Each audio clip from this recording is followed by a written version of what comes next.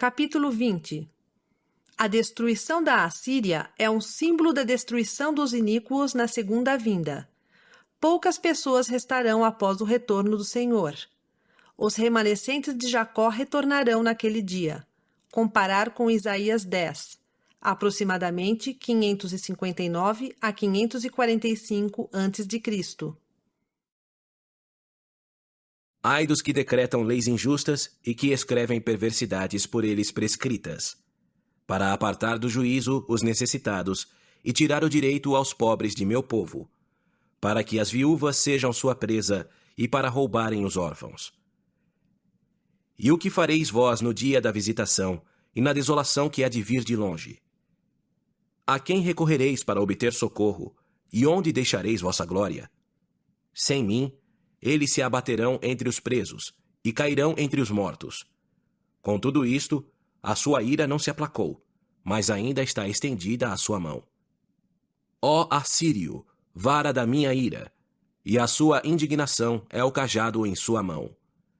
Enviá-lo-ei contra uma nação hipócrita, e contra o povo do meu furor, dar-lhe-ei ordem para que lhe tome os despojos, e roube-lhe a presa, e ponha-o para ser pisado como a lama das ruas.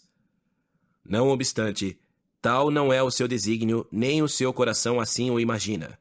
Mas em seu coração pensa destruir e desarraigar não poucas nações.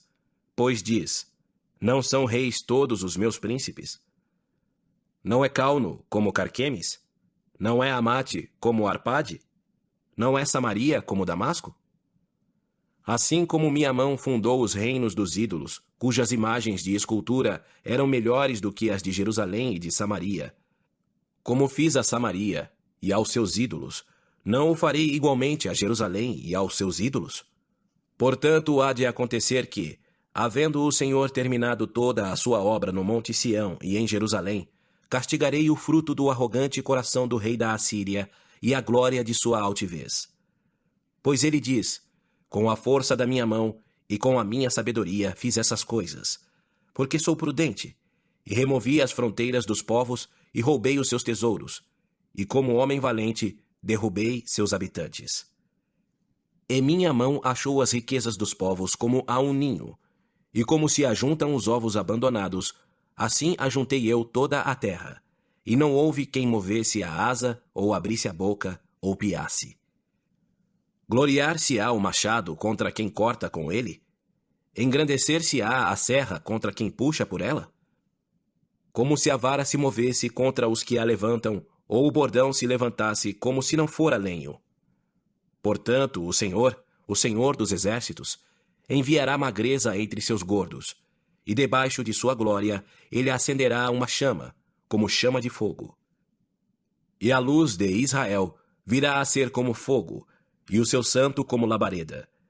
E abrasarão e consumirão os seus espinheiros e as suas sarças num dia.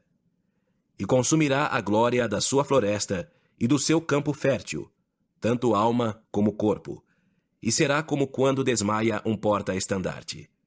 E o resto das árvores de sua floresta será tão pouco que um menino as poderá contar. E acontecerá naquele dia que os remanescentes de Israel e os da casa de Jacó que escaparem, nunca mais se apoiarão no que os feriu, mas apoiar-se-ão em verdade no Senhor, o Santo de Israel. Os remanescentes retornarão, sim, os remanescentes de Jacó ao Deus forte. Porque embora o teu povo, Israel, seja como a areia do mar, ainda assim um remanescente dele retornará. A destruição decretada transbordará de justiça. Pois o Senhor Deus dos exércitos fará uma destruição determinada em toda a terra. Portanto, assim diz o Senhor Deus dos exércitos: Ó povo meu, que habitas em Sião, não temas o assírio, ele te ferirá com uma vara, e contra ti levantará o seu bordão à maneira do Egito. Pois daqui a bem pouco a indignação cessará, e a minha ira na sua destruição. E o Senhor dos exércitos levantará contra ele um flagelo, como a matança de Midian junto à rocha de Horebe, e como a sua vara estava sobre o mar, assim também a levantará à maneira do Egito. E acontecerá naquele dia que a sua carga será tirada do teu ombro, e do teu pescoço o seu jugo, e o jugo será despedaçado por causa da unção. Ele chegou a Aiate, já passou para Migron. Em Micmas deixou suas carruagens.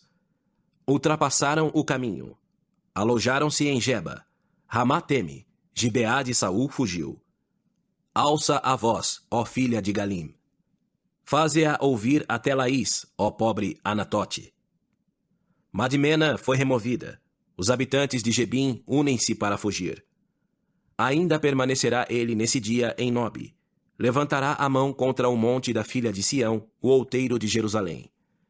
Eis que o Senhor dos exércitos, decepará o galho com violência, e os de alta estatura serão cortados, e os altivos serão humilhados.